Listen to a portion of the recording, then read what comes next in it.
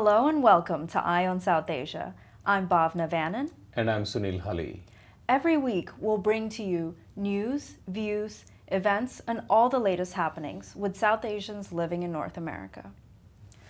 Sunil, let's get started with our first story. We have India-US relations still, as we were talking about last week. Yeah, well, there was a sort of a feeling last week that the relationship was kind of becoming adrift, but that is not necessarily true. And this got proven by a lot of activities in Washington, D.C. This week really belonged to Washington, D.C., if I may say so. Right. And India's Foreign Secretary Ranjan Mathai, who has recently assumed his position, was in Washington, D.C. and he had meetings with any and everybody you can think about in the Washington, D.C., especially in the Foreign Relations State Department, all kinds of dignitaries, all kinds of secretaries. He met with them. And the bottom line is he said that the India-America relationship is still extraordinary. He did bring up during that building on convergence, deepening India-US strategic partnership, which was at the Center for Strategic and International Studies. There was an address by him, and he said, look, after President Obama's visit to India, it's been almost a year now, and we have grown, but it's not anymore a relationship where we just keep on talking about the intensity of our relationship and how we are all together, but we should go into now the next stage of relationship, which is building it for returns and not just a trend. Right. And also, it shouldn't be purely transactional, like, you give something, the other side gets something. It's more of a long-term, stable relationship. Right. He said this is now clearly matured into a solid, broad-based relationship. And he said there are few main areas where we have issues with each other. And obviously the nuclear treaty was done very well, but the liability issue keeps on coming in its way, and US companies really cannot do business in India, and they expected huge returns from that deal. And the second issue that we have is obviously the Iran issue, which is becoming every day a sore point, and we'll come back to that as we go forward. Right. And the third part is this protectionist trends in US, which we have been bringing up week after week, especially in the IT industry, which was supposed to be and has continuously served as a bridge between the two countries. And President Obama's State of the Union address, as we reported, made it little more cause of concern that US is becoming very inward. And lastly, the situation in West Asia has raised concerns. It's raised the concern that whether it's our approach and not necessarily our own interests, which is in question. But a good thing is that he was very clear that this is an extraordinary relationship, as I said, and we have achieved a lot in the meantime. He actually enlisted point by point. He said we have launched new strategic consultations that cover key regions of the world. We have begun the first time a trilateral consultation with Japan. Advanced our cooperation on non-proliferation and nuclear security, deepened counterterrorism and intelligence cooperation. In fact, recently launched a new homeland security dialogue, made a steady progress in our partnership on export controls and non-proliferation and nuclear security. He talked about the largest defense deal in the bilateral relationship, because India and US has had almost $8 billion of a transaction in last year. And then he talked about the areas where India really needs to concentrate because of its large population, which is still under poverty.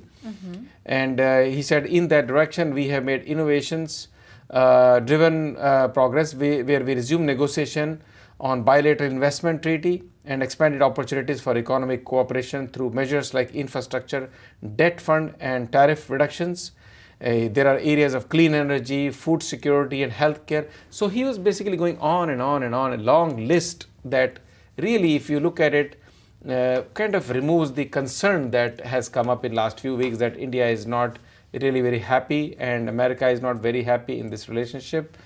In fact, Foreign Secretary Ranjan Mathai met with, like I said, the various State Department officials, and this was actually brought up by Victoria Nuland. She is the State Department spokesperson, and she mentioned that the Secretary Ranjan Mathai met with people like Wendy Sherman, who is the Undersecretary for State for Political Affairs. She hosted some meetings, and he met with other State Department officials like Assistant Secretary of State for Political Military Affairs Andrew Shapiro. He met with very popular Assistant Secretary of State for South and Central Asia, Robert Blake. He met with Undersecretary of State for Civilian Security and Human Rights, Maria Otero. So it's like a long list. He was very, very busy man while he was in Washington, D.C. This shows a lot of activities. Right. And I think just with all of these concerns being brought up with the relationship becoming, you know, in this lull period, I mean, these meetings with everybody just seeks to like quench their thirst. And really, as you said, he is bringing up the relationship and how powerful and dynamic it is in all areas with India. So he even said, even if the two governments did nothing, you know, it would still be an extraordinary relationship. That is the word that was being buzzed around. The relationship is extraordinary, it's well-founded, and it is going in the right direction. And he put a lot of oxygen into it for the next flight. Right. There's a lot of confidence being pumped into it. Yep.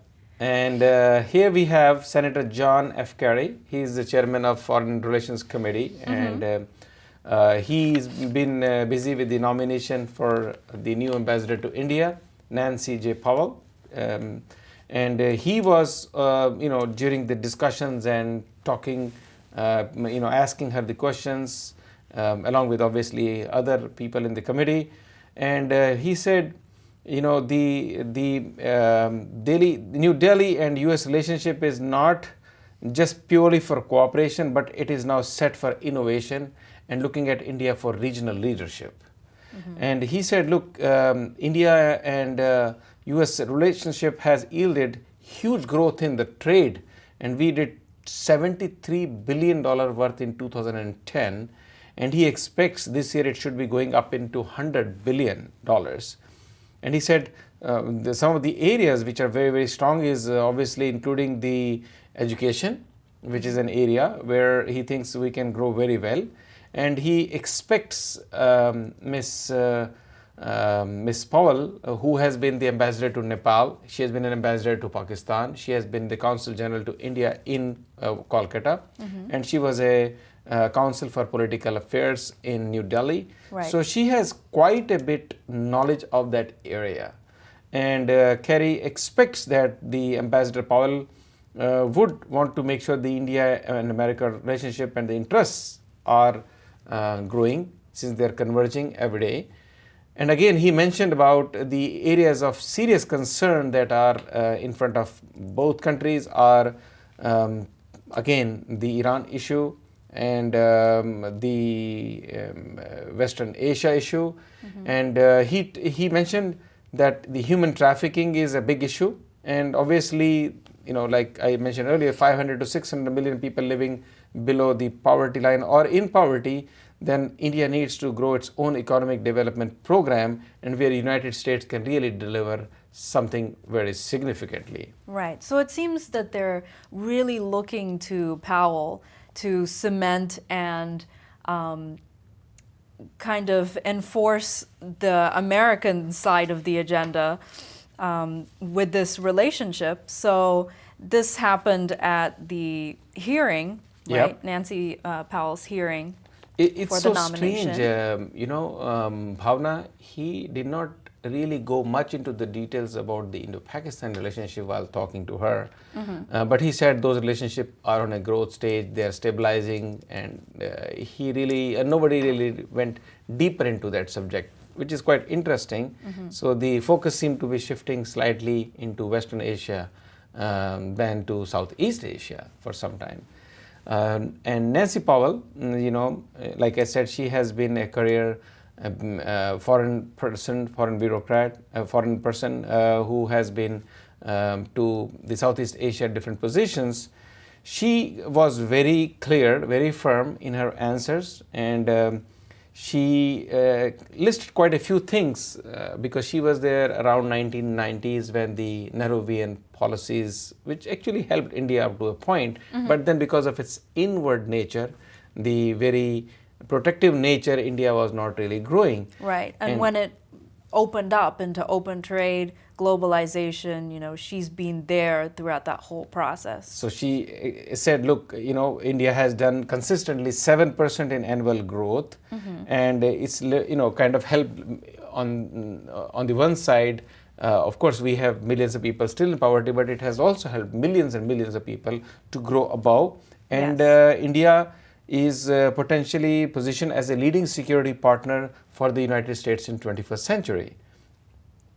She was again referring to the U.S. defense sales to India, which have reached $8 billion in last year, and India has been a key partner with U.S. or U.S. has been a key partner with India for the military exercises in the ocean, which is very, very significant. Right, and actually India conducts more military exercises with the U.S. compared to any other country. So that relationship is very solid. And she listed that she expects this relationship to yield more and more, and expects in 2012 they will cross the $100 billion mark. Wow, yeah. She obviously expects the different areas of Indo-US cooperation, and she listed some of them, which is the increase India's leadership and cooperation across Asia Pacific, and increase the cooperation on counterterrorism and global threats, and obviously the non-proliferation of the nuclear treaty.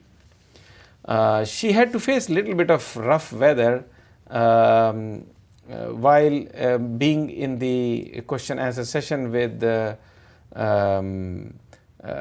Senator it was Senator Richard Lugar. Exactly. And he was a Republican senator, and there was also another Senator Menendez. Yeah, Bob Menendez, of course, had his own agenda and issues. He's a Democrat from New Jersey, but Senator Richard Lugar, who is a Republican, he was not very sure about India's posturing or position about the Iran issue right now, because Iran has openly declared they have progressed very, very well on the nuclear side. Their president went on air, live television broadcast this week, and he mentioned about that they are progressing. They showed their plants, and they said despite many of our scientists being killed by US attacks, we have been able to grow our plants and positioned and placed India as a significant partner.